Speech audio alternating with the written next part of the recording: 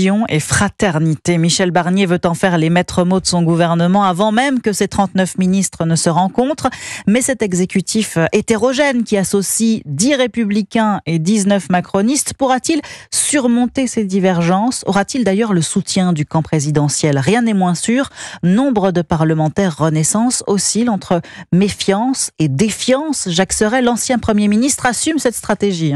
Gabriel Attal ne cesse de prendre ses distances à l'égard de Michel Barnier. Tel un opposant qui chercherait à galvaniser ses troupes, il répète son nouveau mantra, je cite, « fidèle à ses valeurs et libre dans ses prises de position ».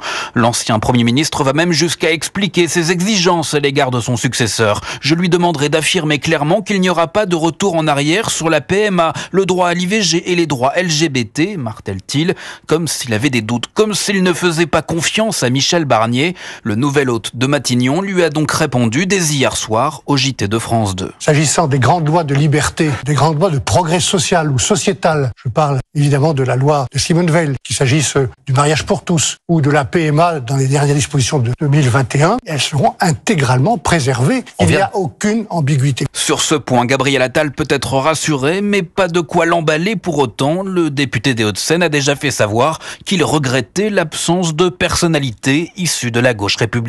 Jacques Serret du service politique d'Europe 1.